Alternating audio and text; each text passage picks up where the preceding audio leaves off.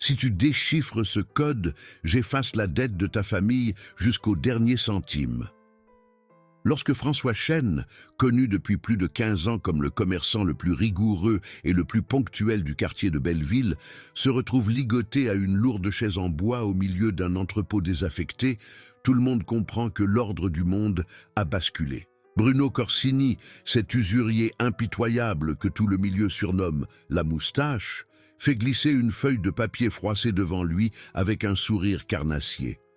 Car dans tout l'arrondissement, une chose était certaine, François Chêne n'avait jamais dû un seul euro à personne. Il était l'homme de parole, le pilier d'honnêteté sur lequel on pouvait bâtir une cathédrale. L'air à l'intérieur de l'entrepôt est lourd, presque solide, saturé par une odeur d'huile de moteur usagée, mêlée à la moisissure suffocante des murs en briques qui s'effritent. Tout en haut, des gouttelettes d'eau s'échappent d'un tuyau rouillé, marquant le silence de plomb, par un claquement sec et rythmé qui ressemble étrangement au tic-tac d'un compte à rebours. Une ampoule nue, suspendue à un fil dénudé, oscille lentement, projetant des ombres monstrueuses contre les parois fissurées. La chemise blanche de François est déchirée à l'épaule, révélant une peau marquée par la lutte. Ses mains tremblent derrière le dossier de la chaise, pourtant ses yeux restent fixes, d'un calme presque surnaturel. Corsini fronce les sourcils, déstabilisé par cette absence de terreur. Romain, l'homme de main massif qui monte la garde près de la porte, serre la crosse du pistolet glissé dans sa ceinture et recule d'un pas. Quelque chose dans la posture de François ne correspond pas à l'image d'un homme brisé et acculé. Mais François n'était pas là pour une banale dette de jeu ou un emprunt qui aurait mal tourné. Il était là parce que, 7 mois plus tôt, il avait méthodiquement infiltré le réseau criminel de l'usurier. La dette de 320 000 € qui étouffait l'avenir de sa famille n'était que l'appât parfait pour gagner la sombre confiance de Corsini. François Chêne était en réalité un agent opérationnel, travaillant pour une unité d'élite, engagé dans une mission à haut risque visant à démanteler un réseau international de blanchiment d'argent. Corsini lâche un rire sec et nerveux, lissant sa moustache parfaitement taillée. François lui avait toujours semblé être une proie facile, un immigré discret et laborieux. Mais aujourd'hui, il agit différemment. Il est trop immobile, trop serein. Romain sent le danger. Il aperçut que quelque chose clochait dès l'instant où François est entré dans l'entrepôt sans opposer la moindre résistance. Stéphanie Steph Morel, la comptable glaciale du réseau, observe la scène depuis les ombres du fond. Son esprit, aussi tranchant qu'un rasoir, a déjà identifié le schéma caractéristique d'une enquête fédérale. Elle sait qu'elle doit alerter les puissants patrons qui tirent les ficelles au-dessus de Corsini avant que le piège ne se referme définitivement. Pourtant, cette histoire n'a pas commencé dans ce hangar sinistre. Elle a débuté 7 mois plus tôt, lorsque François Chêne a reçu la mission la plus périlleuse jamais proposée par le bureau. François, encore brisé par la mort douloureuse de son épouse, a accepté cette tâche impossible. Il gardait un secret capable de détruire sa famille et sa carrière. Il utilisait la dette réelle et écrasante de sa famille comme couverture pour son infiltration profonde. La vérité possédait des strates de trahison et de douleur que même lui n'avait pas imaginées au départ de ce long chemin solitaire. Pour comprendre comment François Chêne, un homme paisible qui a passé 30 ans à construire une vie d'une honnêteté exemplaire, a fini ligoté sur cette chaise, sur le point de révéler son identité secrète, vous devez connaître 3 histoires. L'histoire de qui il était avant que les ombres ne prennent le dessus. L'histoire du jour où il a tout perdu et a accepté cette mission. Et l'histoire de ce qu'il a sacrifié pour protéger Élodie, sa fille adolescente qui ignore encore tout du danger qui rôde. Tout a commencé par un matin gris et glacial de novembre. Abonnez-vous maintenant et activez la cloche de notification. Des milliers de personnes ont déjà découvert que le véritable courage n'a ni âge, ni frontières, ni nationalité. Ne manquez pas ce récit poignant de sacrifice et de rédemption. Abonnez-vous maintenant. Des milliers de personnes de votre âge ont déjà découvert qu'il n'est jamais trop tard pour recommencer, même quand le monde s'écroule autour de vous. Ne manquez pas la prochaine histoire qui pourrait changer votre vision de la vie. 7 mois plus tôt, François Chêne se réveillait chaque matin à 5h30 précise, toujours 15 minutes avant que son réveil ne se mette à sonner. Il vivait dans un appartement modeste et étroit, dans un quartier où les vieux immeubles en briques s'alignent sous les échelles d'incendie rouillées. À 52 ans, il avait la silhouette svelte et résiliente d'un homme qui a passé 3 décennies debout à travailler pour un rêve. Ses cheveux étaient entièrement argentés, coupés courts. Ses mains étaient calleuses et rudes, marquées par de petites cicatrices pâles, laissées par des décennies de couteaux de cuisine et d'éclaboussures d'huile bouillante. Chaque matin, il suivait le même rituel immuable. Il préparait du thé vert, mangeait 2 tartines de pain complet et marchait 20 minutes jusqu'au Dragon d'Or, le petit restaurant animé qu'il avait ouvert avec sa femme 17 ans auparavant. Dans la communauté locale, François était connu comme l'homme à la parole d'acier. Il payait ses fournisseurs à la seconde près, n'avait jamais manqué un loyer même durant les mois les plus difficiles, et rendait chaque centime de monnaie à ses clients. Son trait de caractère principal était une intégrité absolue, presque têtue, une vertu dont les anciens parlaient avec respect sur les trottoirs du quartier. Mais François avait un défaut que beaucoup considéraient comme de la naïveté. Il faisait trop confiance au système. Il croyait sincèrement que le travail honnête finissait toujours par triompher et que suivre les règles était un bouclier qui protégeait les innocents.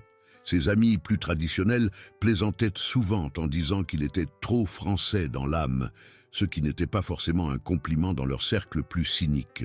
La vie de François a basculé il y a 1 an, lorsqu'Amélie May, son épouse adorée, est décédée d'un cancer du pancréas. Le diagnostic était tombé beaucoup trop tard, mais François a refusé de baisser les bras. Il s'est battu avec tout ce qu'il possédait. Il a vidé chaque centime de leurs économies dans des traitements expérimentaux, 180 000 € économisés pendant 15 ans de sueur et de labeur. Il a vendu la voiture familiale, contracté des prêts usuraires et a fini par hypothéquer les murs même de son restaurant. Rien n'a fonctionné. Amélie est partie en 3 mois seulement. Depuis, François avait érigé d'immenses murailles émotionnelles autour de son cœur. Il ne pleurait plus en public, ne parlait jamais de son deuil et refusait froidement toute marque de sympathie. Il vivait en pilote automatique, ouvrant les rideaux métalliques, cuisinant pendant 12 heures, fermant puis rentrant dans une maison qui lui semblait hantée par le vide. Ce verrouillage émotionnel a frappé Élodie, sa fille de 17 ans, de plein fouet. Elle avait désespérément besoin d'un père pour traverser ce deuil, mais elle ne trouvait face à elle qu'une enveloppe silencieuse et mécanique. Le rêve secret de François, celui qu'il protégeait comme un trésor interdit, était de voir Élodie, diplômée de médecine dans une grande université. Il gardait tous ses bulletins scolaires dans une chemise bleue usée, rangée à côté de brochures universitaires brillantes et de tableaux complexes détaillant l'envolée des frais de scolarité. Il considérait ce rêve comme impossible désormais, car les dettes médicales des derniers mois d'Amélie avaient gonflé avec des taux d'intérêt prédateurs. Il devait maintenant la somme astronomique de 320 000 € à diverses banques et prêteurs de l'ombre. Il n'avait jamais dit à Élodie à quel point la situation était désespérée. Maintenant, une façade parfaite, selon laquelle tout irait bien. Il gardait ce rêve enfermé comme une honte cachée, terrifié à l'idée que son échec ne devienne le fardeau de sa fille. C'est par un mardi froid et pluvieux de mai que François a rencontré pour la première fois le commandant Marion Delorme. Elle est entrée au Dragon d'Or en plein coup de feu du déjeuner, a commandé un simple plat de nouilles sautées et une théière de thé au jasmin, choisissant une place dans le coin le plus reculé. Tout en mangeant, elle observait la salle avec une intensité que François a immédiatement identifiée, ce genre de regard prédateur qui catalogue chaque sortie, chaque personne et chaque mouvement subtil. Lorsqu'elle a enfin réglé l'addition, elle l'a remercié dans un mandarin parfait et fluide, ce qui a totalement déconcerté François. En se levant pour partir, elle a glissé une carte de visite discrète sous sa soucoupe. Ministère de l'Intérieur. J'ai besoin de vous parler en privé. Il en va de votre sécurité. François a senti son estomac se nouer violemment. 2 jours plus tard, François et Marion se sont retrouvés dans un café tranquille et discret, loin de leur quartier habituel. Elle n'a pas pris de gants. « Monsieur Chen, je sais pour la dette, 320 000 euros. Je sais aussi que les hommes de Corsini vous ont approché 3 fois ce mois-ci. » François a tenté de garder sa contenance, bien que ses mains tremblent légèrement sous la table. « Je vais régler cela honnêtement. J'ai toujours vécu ma vie honnêtement. » Marion s'est penchée vers lui, la voix basse et urgente. « Et si je vous disais que vous pourriez éponger cette dette tout en nous aidant à démanteler un réseau criminel international et protéger l'avenir d'Élodie par la même occasion ?» La mention de sa fille a figé François. « Comment connaissez-vous le nom de ma fille ?» Marion a soupiré, une lueur d'empathie dans les yeux. « Parce que ce réseau surveille déjà votre famille, François. Il cible des hommes exactement comme vous, honnêtes, endettés, avec une famille qu'ils peuvent utiliser comme un couteau sous la gorge. » François a ressenti une soudaine bouffée de colère protectrice. « Qu'attendez-vous de moi ? Infiltrez-les, acceptez le prêt qu'ils vont vous proposer, gagnez la confiance de Corsini, collectez les preuves dont nous avons besoin. » « C'est un suicide, » a chuchoté François. « Non, » a répondu Marion, « c'est de la survie. Pour vous et surtout pour Élodie. » Un lien s'est formé à cet instant. Tous deux étaient des parents qui comprenaient le poids de la protection. Marion avait un fils à l'université. François avait Élodie. Ils savaient tous les deux que pour un enfant, un parent traverserait les flammes de l'enfer. 3 jours plus tard, François est revenu au café. Marion a apporté un dossier épais sur l'opération. « Avant d'accepter, François, vous devez me promettre une chose. » François l'a fixé, la mâchoire serrée. « Quoi ? Si vous vous engagez, vous allez jusqu'au bout. Vous n'abandonnez pas quand les ténèbres arrivent. Des vies dépendent de cela. Pas seulement la vôtre. » François a pris une profonde inspiration tremblante. « Si je le fais bien. J'ai tout fait correctement toute ma vie. Je ne m'arrêterai pas maintenant. » Marion lui a tendu la main et François l'a serrée fermement. Cette promesse, dont le seul témoin était un serveur blasé à l'arrière-plan, finirait par coûter à François tout ce qu'il chérissait. Mais en cet instant, il croyait encore pouvoir contrôler la tempête. Le Dragon d'Or était un lieu de fantôme. Il était coincé entre un grossiste en tissu bruyant et une petite quincaillerie poussiéreuse. C'était un espace exigu avec 15 tables en bois sombre poli, des murs décorés de dragons en papier décoloré et des lanternes rouges foncées suspendues au plafond. L'air était un tourbillon constant et réconfortant de gingembre sauté, de sauce soja en réduction et d'huile de sésame grillée. La cuisine était un orchestre de woks s'entrechoquant et de conversations rythmées et feutrées. L'éclairage était toujours chaud et tamisé, jetant une lueur dorée et nostalgique sur les dîneurs. Près de l'entrée se trouvait le petit hôtel avec la photo d'Amélie, où de l'encens frais brûlait chaque jour. À côté se trouvait un trophée du meilleur restaurant du quartier de 2023. Ce n'était pas seulement un commerce, c'était la manifestation physique du travail de sa vie et de la mémoire de sa femme. Dans le monde de François, l'association des commerçants détenait le véritable pouvoir tacite des rues. Monsieur Zhang, le président de 68 ans, avait le pouvoir de faire prospérer une affaire ou de la laisser dépérir.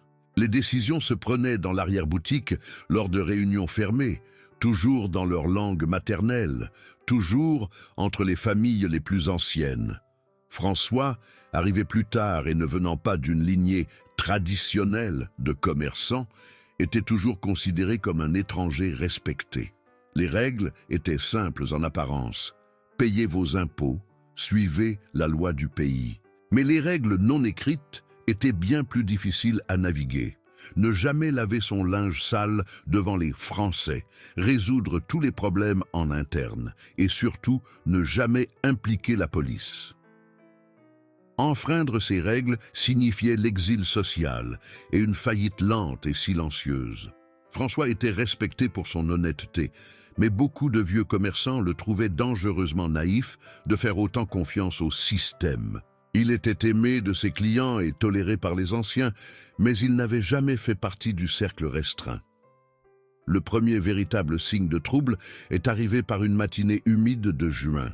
Le fournisseur de légumes, M. Liu, un homme que François connaissait depuis une décennie, a soudainement doublé ses prix. François l'a interrogé poliment, cherchant une raison. L'inflation, fut la réponse sèche et brève. M. Liu n'a même pas croisé son regard. François a accepté, faisant confiance à son ami et croyant à une fluctuation temporaire du marché. 2 jours plus tard, Élodie est rentrée du lycée en paraissant troublée. « Papa, j'ai vu Monsieur Zhang aujourd'hui. Il m'a arrêté et m'a demandé si tu avais des problèmes d'argent. C'était bizarre. Il me regardait avec pitié. » François a forcé un sourire rassurant. « C'est juste des commérages de quartier, ma puce. Tu sais comment sont les gens quand ils s'ennuient. » Mais dans ses tripes, un nœud se resserrait. Le lendemain même, son voisin de la quincaillerie l'a tiré dans une allée sombre. « Chen, fais attention. Zhang pose des questions sur tes prêts bancaires. Les gens disent que tu te noies et que tu vas entraîner les autres avec toi. » François a balayé cela d'un revers de main avec son optimisme habituel. Le travail honnête avait toujours été son bouclier.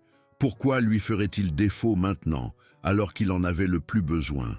C'est un vendredi après-midi, juste au moment où le soleil commençait à descendre derrière les toits, que Bruno Corsini est entré pour la première fois au Dragon d'Or. C'était un homme d'une 40aine d'années, portant un costume qui coûtait plus cher que ce que François gagnait en un mois. Des tatouages dépassaient de son col blanc amidonné, et de lourdes chaînes en or pendaient à son cou.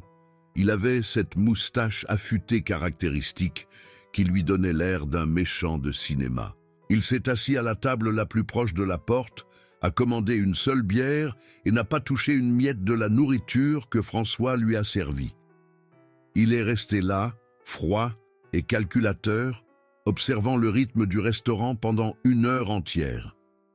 Lorsqu'il s'est enfin levé pour partir, il s'est penché sur le comptoir et a dit à la serveuse « Dis au cuisinier que j'ai entendu dire qu'il avait besoin d'une bouée de sauvetage. Dis-lui que Corsini peut faire disparaître ses problèmes. » François a ressenti un frisson soudain et glacial. Il s'est renseigné sur l'homme. C'est Corsini, un requin, un prédateur. Il est lié au genre de personnes qui font disparaître des familles. Reste loin, François. François a ressenti une vague de soulagement temporaire parce qu'il ne devait rien à des criminels. Il était en sécurité dans son honnêteté. Ou du moins, il l'espérait désespérément. 3 semaines plus tard, par une paisible soirée de dimanche, François et Élodie dînaient seuls dans le restaurant assombri et fermé. Élodie lui a montré fièrement ses derniers résultats scolaires, des notes parfaites dans chaque matière. Elle était la meilleure de sa classe, une élève brillante. La poitrine de François s'est serrée avec un mélange agonisant d'immense fierté et de peur dévastatrice. Il l'a serrée si fort qu'elle a eu mal. « Tu vas être médecin, Élodie, je te le promets sur ma vie. » Élodie s'est reculée et l'a regardé, ses jeunes yeux en voyant trop. « Papa, ça va ? Tu n'as pas vraiment dormi depuis des semaines. Tu as l'air vide. » François a forcé le sourire le plus convaincant de sa vie. « Je vais très bien, Élodie. Je n'ai jamais été aussi bien, juste un peu fatigué par le service. » C'était un mensonge qui avait le goût de la cendre. Il était terrifié. La photo d'Amélie sur l'autel semblait les observer tous les deux, à la lueur vacillante des bougies. Élodie a posé sa tête sur son épaule, et ils sont restés assis dans le silence. C'était le dernier moment de paix véritable qu'ils partageraient avant très longtemps. L'orage ne s'accumulait plus, il était là. C'est cette promesse même faite à sa fille qui, 3 semaines plus tard, pousserait François à prendre la décision la plus dangereuse de sa carrière. Il accepterait l'argent du sang de Corsini et commencerait officiellement la mission fédérale.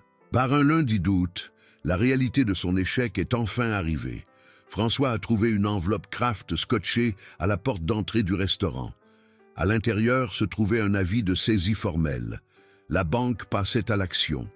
Il avait exactement 60 jours pour payer 240 000 €, ou il perdrait le Dragon d'Or pour toujours.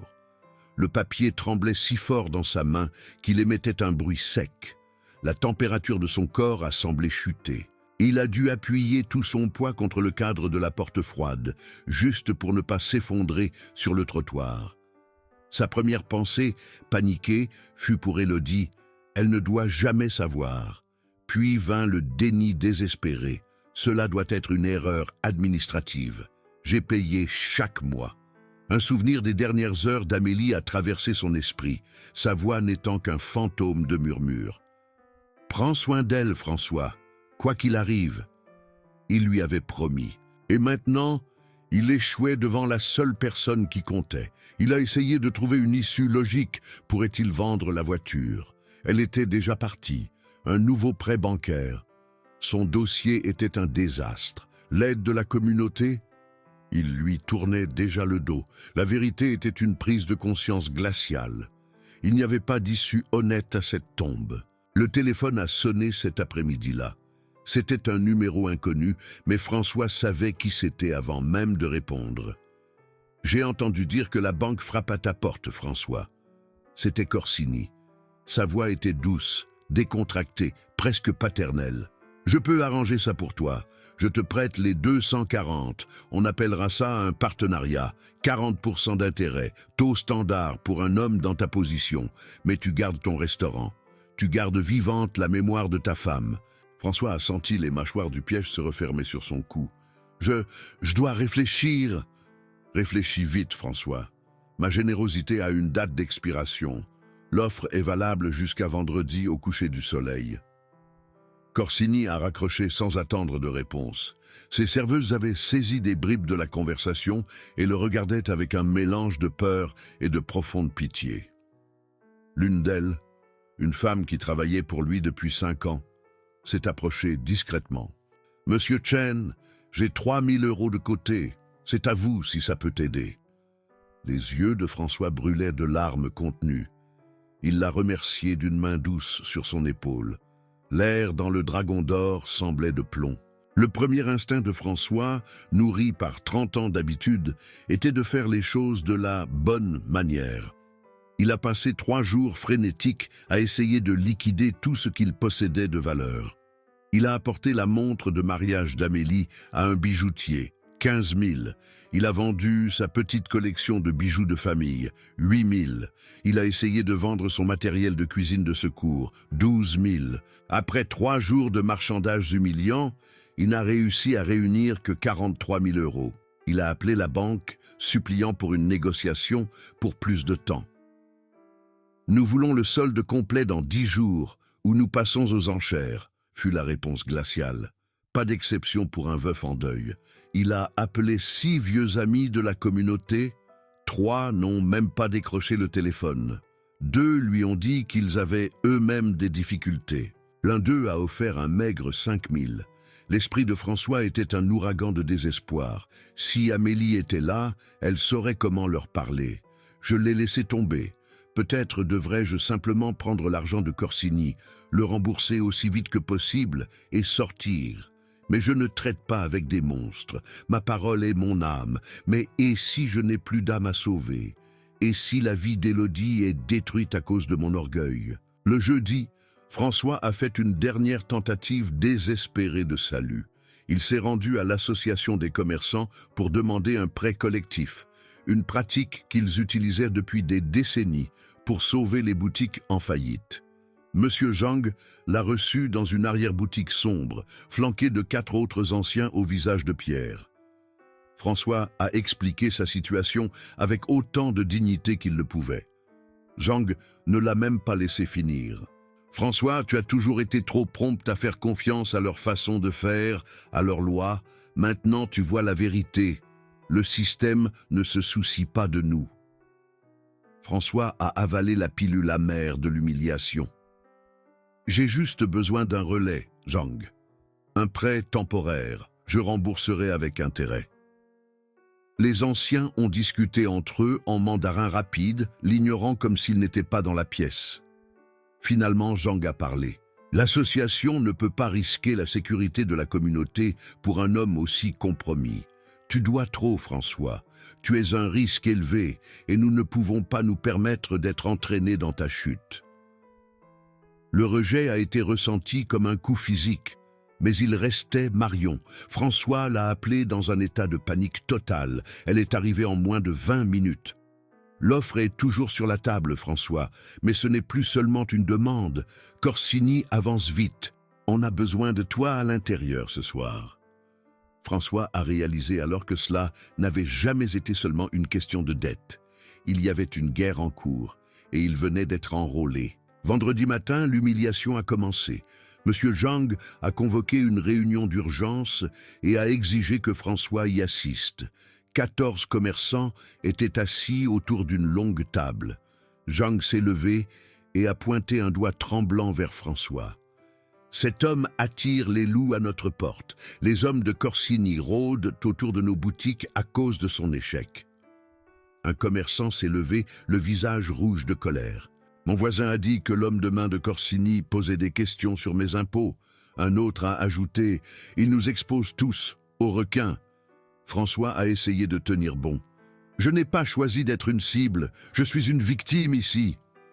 Zhang a frappé sa paume sur la table. « Mais tu es la cible, et maintenant nous payons tout le prix de ton incompétence. Tu devrais gérer ça tranquillement. Quitte le quartier s'il le faut, mais n'ose pas nous entraîner dans ta tombe. » L'humiliation publique était une tactique calculée pour briser son esprit. François a quitté cette réunion en se sentant détruit.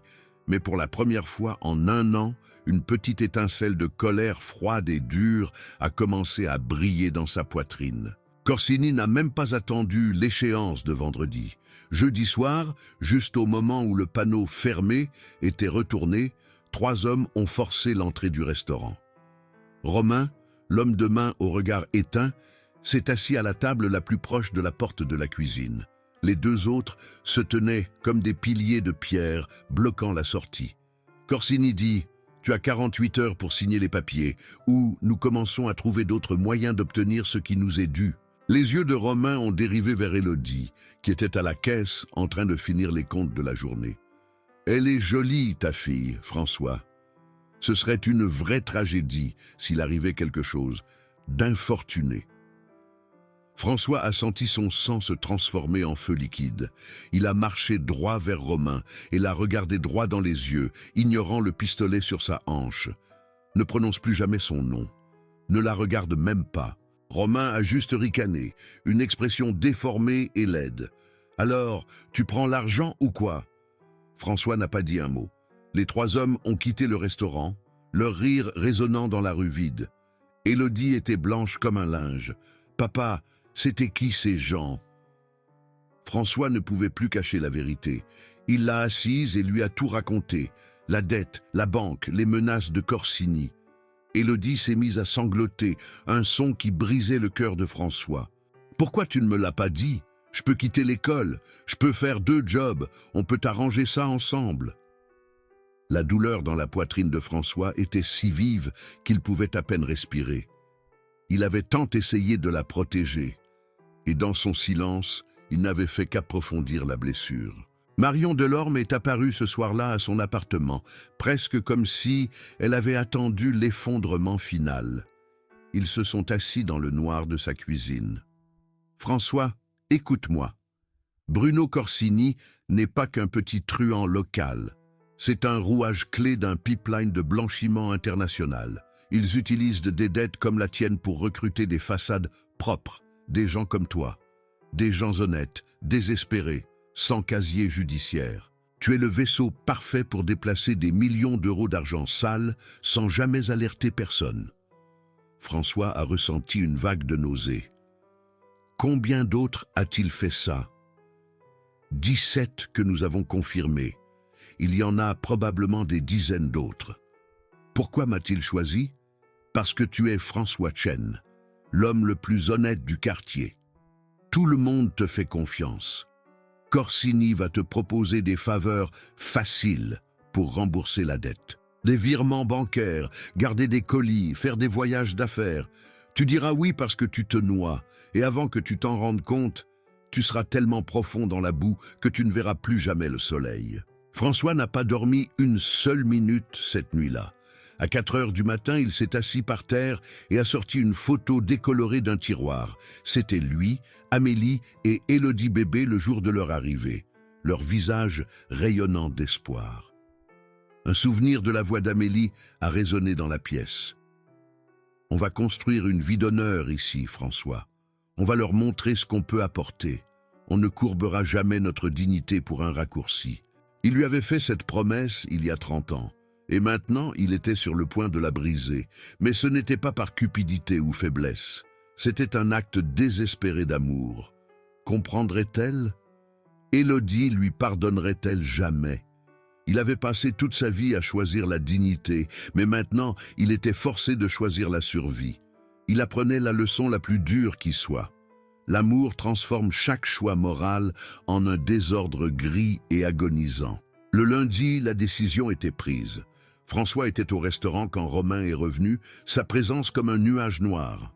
« Corsini perd patience, François. Il veut une réponse. » François a pris une profonde inspiration régulière. « Je prends le prêt. Dis-lui que j'accepte. » Le sourire de Romain était prédateur.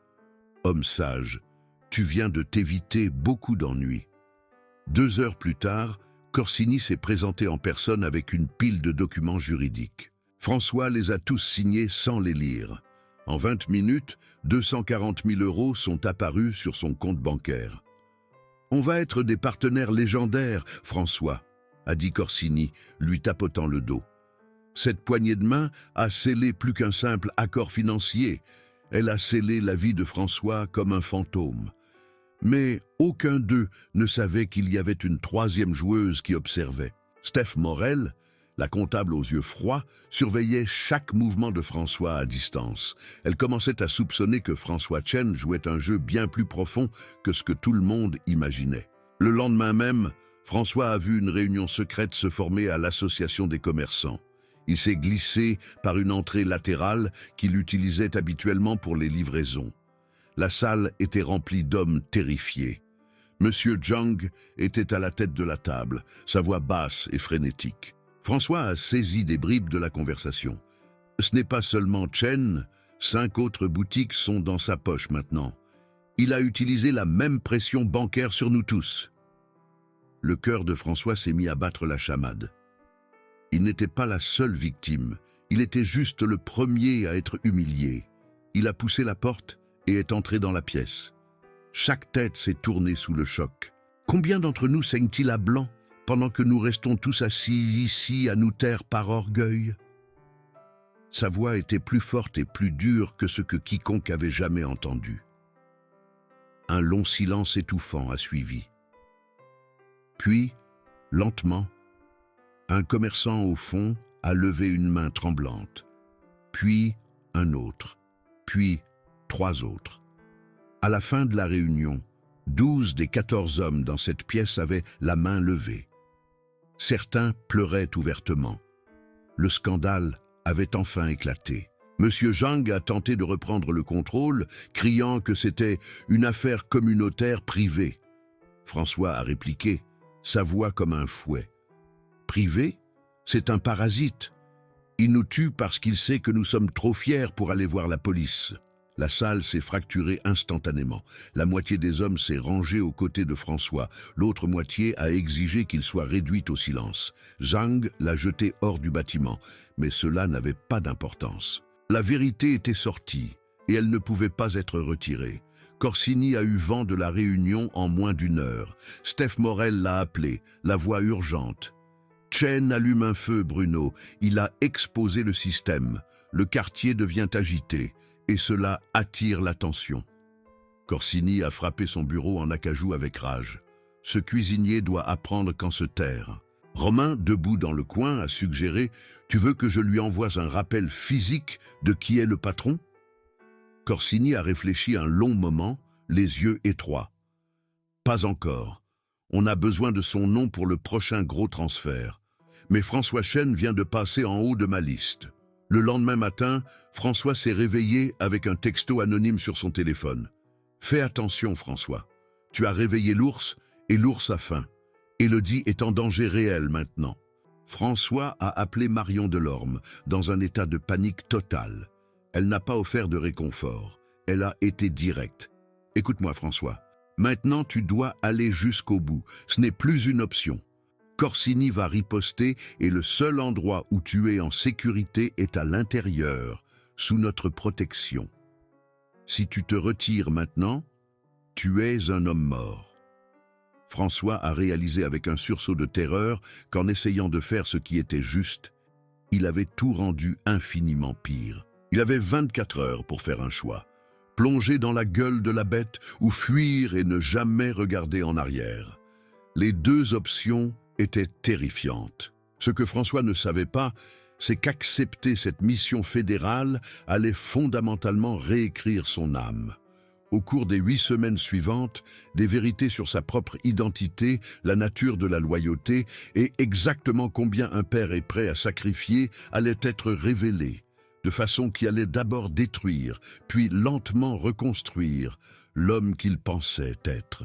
Élodie Chen portait un poids de culpabilité qu'aucune jeune fille de 17 ans ne devrait jamais avoir à porter.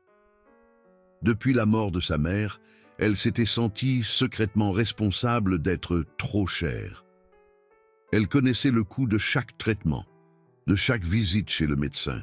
Elle avait surpris les appels téléphoniques murmurés et désespérés.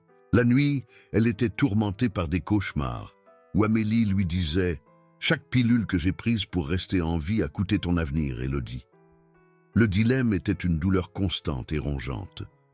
Elle voulait désespérément quitter l'école et trouver un emploi pour alléger le fardeau de son père. Mais elle savait que le faire tuerait le seul rêve qui le maintenait en vie. 2 semaines après que François ait accepté le prêt, un homme en costume élégant et coûteux l'a approché au lycée. Il prétendait être un recruteur pour une université privée. « Vous avez le profil parfait pour une bourse d'études complète », lui a-t-il dit. Élodie était si tentée, cela résoudrait chaque problème financier en un instant. Mais quelque chose dans sa façon d'insister et le fait qu'il ne lui donnait pas de numéro de bureau direct a déclenché une sonnette d'alarme dans sa tête. Elle a passé la nuit à faire des recherches sur l'école et a découvert que c'était une usine à diplôme, une façade pour une arnaque massive. Le soulagement d'avoir raison a été immédiatement remplacé par une nouvelle terreur froide. Combien de pièges étaient tendus pour sa famille dans les hautes herbes. La vérité entière et sombre sur François Chen était plus profonde que quiconque dans le quartier n'aurait pu le deviner. Le traumatisme de perdre Amélie n'était pas seulement lié au chagrin. C'était lié aux 8 mois d'agonie, à regarder la femme qu'il aimait s'effacer tandis qu'il restait là, impuissant. Il avait dépensé chaque centime dans des traitements expérimentaux dans une clinique spécialisée en Suisse. Un dernier pari désespéré qui avait échoué en quelques semaines. La culpabilité qu'il portait était une pierre dentelée dans son cœur. Si j'avais seulement insisté pour qu'elle fasse un check-up 1 an plus tôt, nous l'aurions attrapée. J'ai été négligent. Je l'ai tuée. C'était irrationnel, mais cela vivait en lui comme un parasite.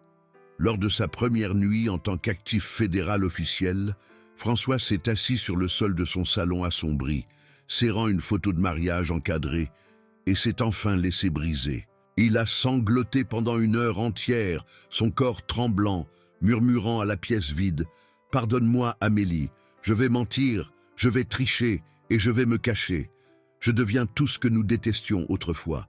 J'ai tellement peur. J'ai peur de mourir et de la laisser toute seule. Pardonne-moi d'avoir brisé notre promesse d'une vie simple. » Le lendemain, Marion Delorme lui a rendu visite. Elle n'a pas offert de platitude. Elle a vu le prix payé sur son visage. Elle a partagé sa propre histoire de quand elle était sous couverture profonde des années auparavant, et comment cela avait failli rompre sa relation avec son propre fils. Le courage n'est pas l'absence de peur, François. C'est faire ce qui est juste alors que ton cœur hurle de t'enfuir. Le lien entre eux s'est solidifié à ce moment-là, 2 parents sacrifiant leur paix intérieure pour un bien plus grand et invisible. Bruno Corsini, l'homme que le monde appelait la moustache, n'était pas né monstre. Il avait grandi dans les mêmes rues difficiles, avait rejoint la police jeune et croyait vraiment qu'il pouvait faire une différence.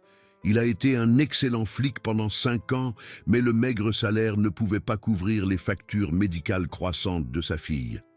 Le tout premier pot de vin qu'il a pris remonte à 23 ans. 5 000 € pour rater un camion de contrebande un mardi soir. Il a utilisé chaque centime de cet argent sale pour la physiothérapie de sa fille. Le deuxième pot de vin a été plus facile. À la 5e année, il dirigeait sa propre équipe d'officiers corrompus.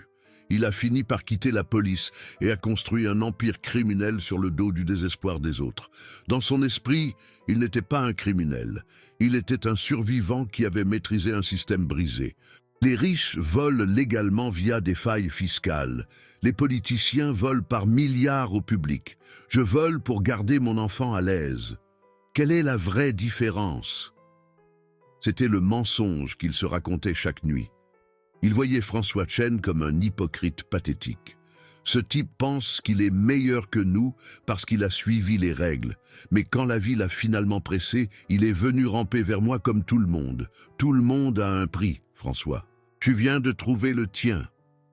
Une nuit, Corsini a rendu visite à sa fille dans sa clinique privée coûteuse. Elle ne le reconnaissait même plus, son esprit perdu à cause d'une maladie dégénérative. Il s'est assis près de son lit, dans la chambre stérile et coûteuse, et a pleuré en silence. C'était sa terrifiante zone d'ombre morale, un amour paternel réel et profond, utilisé pour justifier la destruction de dizaines d'autres familles. L'histoire de la lutte de François a fini par fuiter dans la presse locale. Cela a commencé par un petit article sur un blog de quartier et a explosé aux informations nationales en 48 heures. Le pays entier semblait avoir un avis. Certains saluaient François comme un héros pour avoir tenu tête aux requins. D'autres le traitaient de traître qui avait trahi sa propre communauté en exposant leurs luttes internes au monde. Sur les réseaux sociaux, la vidéo de la réunion de l'association est devenue virale, accumulant des millions de vues. Les fausses nouvelles et les conspirations voyageaient plus vite que la vérité. Chen est un informateur de la police depuis une décennie, affirmait un post. Il doit des millions aux triades et invente toute cette histoire pour sauver sa peau, disait un autre. François ressentait le poids écrasant de ce jugement partout où il allait. De vieux clients qui avaient mangé à sa table pendant 10 ans traversaient maintenant la rue, juste pour éviter de le croiser. Élodie est revenue du lycée en larmes, parce que d'autres élèves disaient que son père était un criminel ordinaire. L'isolement était un poids physique et lourd. François s'asseyait au centre de son restaurant vide, regardant les chaises qui étaient autrefois remplies de rires et de vie. Il commençait à douter véritablement de sa propre santé mentale, se demandant s'il s'était perdu pour toujours. Steph Morel a apporté la complication la plus dangereuse et la plus inattendue. Elle était de loin la personne la plus intelligente de l'entourage de Corsini. Elle avait passé des semaines à vérifier méticuleusement les comptes de François, ses antécédents bancaires, ses déclarations fiscales, ses vieux dossiers de Chine. Quelque chose ne collait tout simplement pas pour elle. François n'avait jamais eu un centime de dette en 30 ans, et soudain, il est dans le rouge de 320 000 € et accepte un prêt usuraire, prédateur, en moins d'une semaine. Les gens désespérés négocient généralement pendant des mois, cherchant n'importe quelle autre issue. François avait plié en 7 jours. Steph a appelé Corsini, sa voix froide et certaine. François Chen est une taupe, Bruno. Il est trop propre et sa chute était trop pratique. On doit le tester avant le prochain gros transfert.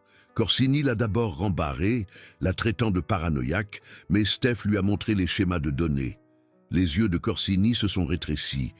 Qu'est-ce que tu suggères de faire? Un test de loyauté. Fais en sorte qu'il se salisse les mains. S'il est flic ou balance, il hésitera. Et cette hésitation sera la dernière chose qu'il fera. François a fait face à son véritable carrefour moral un mardi après-midi humide. Corsini l'a appelé dans l'arrière-salle d'un club privé. « J'ai besoin d'une petite faveur, François. Un gars dans la rue me doit 50 000. Il est en retard et il manque de respect. Je veux que tu ailles avec Romain pour l'aider à collecter. Je veux que tu me montres que tu fais partie de l'équipe. François a compris le jeu instantanément. Ce n'était pas pour les 50 000, c'était un test pour son âme. S'il y allait et restait planté là pendant que Romain battait un homme, il serait un complice. Il serait un criminel aux yeux de la loi et de son propre cœur. S'il refusait, sa couverture serait déchirée et l'opération serait terminée. François a regardé le visage froid et expectatif de Corsini. « Très bien, j'irai. » Marion Delorme, écoutant sur le micro caché, l'a appelé à la seconde où il est sorti. « François, ne va pas dans cette boutique. On peut te sortir maintenant. »« Je dois le faire, Marion. »« Il y a toujours un autre choix, François. »« Pas cette fois, » a-t-il dit, et il a éteint l'émetteur. Jeudi après-midi, François et Romain sont entrés dans une petite épicerie poussiéreuse. Le propriétaire, un homme nommé Monsieur Liu, a essayé d'expliquer que sa femme était malade et qu'il aurait l'argent d'ici lundi. Romain n'a rien voulu entendre. Il a commencé à fracasser les vitrines avec un tuyau en métal. Les écrans ont volé en éclats, les étagères ont été renversées. Lorsque M. Liu a essayé d'attraper le bras de Romain pour l'arrêter, Romain l'a poussé avec une force brutale. La tête du vieil homme a heurté le coin du comptoir avec un bruit sourd et écœurant. Le sang a commencé à couler sur le sol. François s'est figé, le monde tournant au ralenti. Romain s'est tourné vers lui, respirant fort, et a pointé le tuyau vers lui. « Tiens le vieux pendant que je finis le travail. Montre-moi que tu es l'un des nôtres, Chen. » C'était le moment décisif de sa vie. François a regardé l'homme ensanglanté et terrifié sur le sol, puis il a regardé les yeux morts et expectatifs de Romain. Il a finalement fait son choix. Non. Romain a cligné des yeux, confus. « Qu'est-ce que tu as dit ?»« J'ai dit non, je ne le tiens pas, et tu vas arrêter tout de suite. » Romain a laissé échapper un rire sombre. « Tu me donnes des ordres, cuistot ?» François s'est interposé entre eux et a aidé M. Liu à se relever, lui tendant un linge propre pour sa tête. « On s'en va, Romain, maintenant. » Romain ne s'est pas battu avec lui à ce moment-là. Il a juste sorti son téléphone et a appelé Corsini. Le cuistot a perdu la tête. Il est grillé. La couverture de François était officiellement en lambeaux. Corsini était livide, d'une rage sourde et vibrante. Il a convoqué François dans son bureau principal. « Tu m'as manqué de respect devant mes hommes, François. C'est une sentence de mort dans mon monde. » François a tenu bon, sa voix stable. « Je ne participerai pas à ce genre de violence. Je vous ai dit que je déplacerai de l'argent, pas que je briserai des os. » Alors tu m'es inutile. Je peux faire des choses dont Romain ne pourrait même pas rêver. Je peux déplacer votre argent par des canaux qu'il ne sait même pas prononcer, mais je ne ferai pas ça. Corsini l'a étudié pendant une longue minute agonisante. Steph Morel s'est assise dans le coin, a murmuré quelque chose à l'oreille de Corsini et a souri. Corsini a hoché la tête lentement. « Très bien, François. On va tester tes compétences spéciales d'une autre façon. » Il a sorti une seule feuille de papier couverte de symboles complexes, de chiffres et de caractères d'apparence ancienne. C'est une clé pour un compte offshore crypté. Ça vaut des dizaines de millions d'euros. Personne dans mon équipe, pas même Steph, n'a pu déchiffrer la séquence. On dit que tu étais un génie en Chine. Déchiffre ça d'ici samedi soir et je passerai outre ta petite rébellion. Si tu ne le fais pas, eh bien, tu connais le prix. François a regardé le papier et a ressenti un froid glacial. C'était un cryptage de niveau militaire, le genre utilisé par des acteurs étatiques de haut niveau. Il pouvait le déchiffrer, mais c'était le piège final brillant. S'il le faisait, il prouverait qu'il avait des compétences qu'un humble cuisinier de quartier ne pourrait jamais posséder. François a réalisé que Steph savait exactement ce qu'elle faisait. Le code n'était pas juste un test. Cela pourrait être le levier dont il avait besoin pour faire tomber tout l'empire de Corsini s'il jouait ses cartes parfaitement. Mais François ne savait pas que Corsini préparait déjà l'embuscade finale. En 72 heures, dans cet entrepôt au bord de la rivière, avec Élodie kidnappée et utilisée comme appât, tout se résumerait à un dernier mouvement désespéré. Dites-moi en commentaire depuis quelle ville vous regardez ce soir. Je lis chacun de vos témoignages. Laissez un like si le voyage de François vous touche au cœur. François a perdu le Dragon d'Or par un mardi gris et pluvieux de septembre. L'huissier est arrivé avec l'avis d'expulsion finale et les serrures ont été changées avant midi. 30 ans de travail acharné et 17 ans de souvenirs précieux ont été réduits à quelques cartons sur le trottoir. Le peu de personnel fidèle restant l'a aidé à emballer dans un silence lourd et funèbre. Monsieur Zhang est passé de l'autre côté de la rue et n'a même pas tourné la tête. François s'est assis sur le sol froid de linoléum où Amélie se tenait pour préparer ses soupes signatures. Son corps s'est mis à trembler d'un frisson violent et incontrôlable. Ce n'était pas le froid, c'était un effondrement total, profond comme l'âme. Le silence dans le restaurant était assourdissant. Marion Delorme a dû entrer physiquement dans le bâtiment, le soulever par les bras et le guider vers sa voiture. C'était un homme brisé. Marion l'a emmené dans une planque sécurisée à la périphérie de la ville. « Tu es hors radar pour l'instant, François. Reste à l'intérieur. » Cette nuit-là, elle a porté le coup final dévastateur. « François, l'opération est officiellement annulée. Tu es compromis. Et Corsini sait que quelque chose cloche. Mais supérieur jette l'éponge. On va te donner une nouvelle identité dans une autre région et une protection de témoins pendant quelques mois. Et Élodie ? Elle vient avec toi, bien sûr. » La colère de François s'est enflammée comme une flamme blanche. « Vous avez utilisé ma douleur, vous avez utilisé ma vie, et maintenant vous me jetez comme un déchet quand ça devient difficile. » Marion a détourné le regard, incapable de croiser ses yeux. « Je suis désolé, François. C'est hors de mon contrôle. Vous avez dit que cette mission importait. Vous avez dit qu'elle sauverait des familles. Elle importe, mais je ne peux pas risquer ta vie ou celle de ta fille pour un peut-être. » François s'est levé, le visage figé comme de la pierre. « Donne-moi une semaine de plus, c'est tout ce que je demande. » « Je ne peux pas autoriser ça. » « Alors ne le fais pas, mais je n'abandonne pas. Pas après avoir perdu tout ce pour quoi j'ai travaillé. » Marion a hésité. Elle savait que le retirer maintenant signifiait que chaque once de sa souffrance n'aurait servi à rien. Une semaine, officieusement. « Si ça tourne mal, François, je n'ai jamais été là et je ne t'ai jamais connu. » François a juste hoché la tête.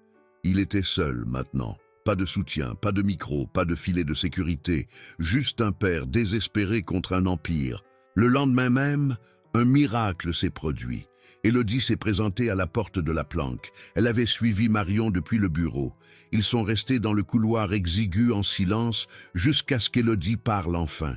« Papa, je suis terrifié, mais je n'ai jamais été aussi fier d'être ta fille. » Les yeux de François brûlaient de larmes chaudes. « Élodie, je suis tellement désolé pour tout, pour les mensonges, pour la dette, pour avoir perdu le restaurant. » Elle a fait un pas en avant et l'a coupé avec une étreinte farouche. « Maman me disait toujours que le vrai courage n'est pas de ne jamais tomber, papa. C'est de se relever à chaque fois que tu touches le sol. Et tu te relèves toujours, peu importe à quel point il te frappe. » Ils se sont assis ensemble et ont pleuré pour la première fois depuis les funérailles d'Amélie. Avant qu'elle ne soit ramenée en sécurité, Élodie lui a laissé un petit mot sur la table de la cuisine. « Tu es un homme bon, papa. Ne les laisse jamais te dire le contraire. Je t'aime. » Ces mots simples ont reconstruit l'homme à l'intérieur de François Chêne. François a passé toute la nuit à planifier son dernier mouvement. Il s'est souvenu d'Amélie, lui disant un jour que sa vraie force n'était pas d'être parfait ou de ne jamais faire d'erreur. C'était son refus têtu d'abandonner les gens qu'il aimait. Il avait toujours le code que Corsini lui avait donné. Il a réalisé que s'il le déchiffrait et livrait les données aux bonnes personnes, les procureurs de haut niveau, pas seulement la branche locale, il pourrait couler Bruno Corsini pour toujours. Cela nécessitait de faire face aux monstres de front dans son propre repère. Cela nécessitait un niveau de courage qu'il n'était pas sûr de posséder. Il a fait son mouvement samedi soir. Il a appelé Corsini et lui a dit que le code était déchiffré. Il le retrouverait à l'entrepôt. Il enregistrerait toute la réunion, obtiendrait une confession complète sur bande et mettrait en place un bouton d'alerte qui téléchargerait automatiquement l'enregistrement vers un procureur de confiance s'il ne s'enregistrait pas avant minuit. Il acceptait pleinement le prix. Il pourrait ne pas sortir vivant de ce bâtiment. Il a écrit une dernière lettre déchirante à Élodie. « Tout ce que j'ai fait, je l'ai fait par amour pour toi. Deviens ce médecin. Sois heureuse. Souviens-toi du père qui a essayé jusqu'à son dernier souffle. Il a visité la tombe d'Amélie une dernière fois dans l'obscurité. Je te vois bientôt, Amélie. D'une manière ou d'une autre, cela s'arrête ce soir. » Il est retourné à la planque, a déchiffré la séquence finale du code et a glissé la vieille photo de famille dans la poche de sa chemise, juste au-dessus de son cœur. Il était en paix avec la terreur maintenant. François a garé sa voiture à 3 pâtés de maison des docks.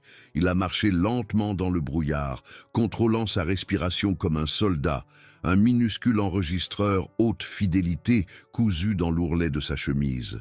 La lourde porte métallique de l'entrepôt a grincé, un son comme un cri. Un projecteur aveuglant l'a frappé, le forçant à plisser les yeux. Bruno Corsini était assis dans un fauteuil à haut dossier au centre de la pièce, flanqué de Romain et du reste de l'équipe. Steph Morel était à l'arrière, ses doigts volant sur une tablette. François a été saisi, poussé sur une chaise et solidement ligoté. « J'ai ton code, Bruno », a dit François, sa voix résonnant sous les chevrons. « Tu as l'air drôlement confiant pour un gars attaché à une chaise », a ricané Corsini en se penchant en avant. « Je suis exactement là où je dois être », a répondu calmement François. Il a commencé la danse mentale. Suite de Fibonacci, hexagramme du Yiking, clé de cryptage RSA. Son esprit était un rasoir.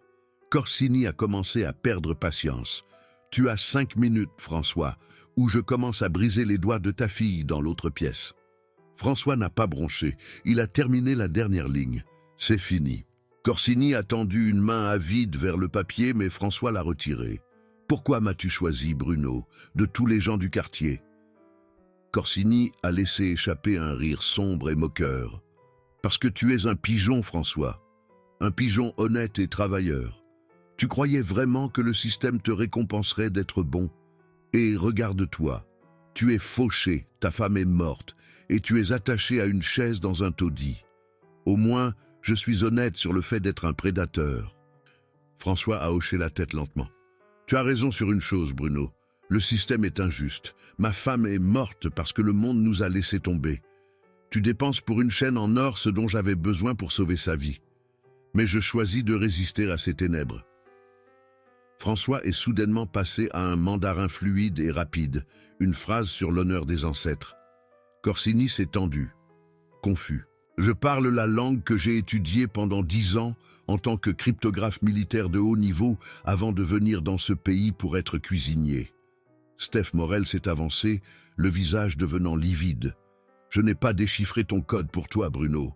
J'ai passé les 50 dernières minutes à te faire avouer chaque crime que tu as commis sur une fréquence fédérale en direct. Tout est enregistré, et c'est déjà entre les mains du procureur général. » Steph a vérifié sa tablette, les mains tremblantes. « Il dit la vérité, Bruno. Il y a une transmission de données massive.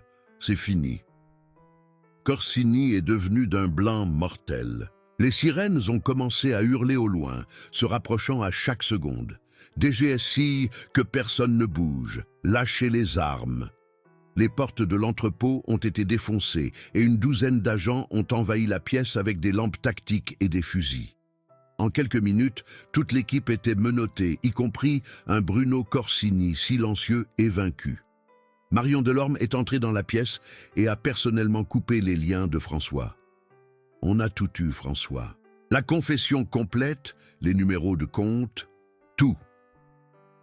Alors que Corsini était emmené enchaîné, il s'est arrêté et a regardé François avec un regard d'un respect amer et profond.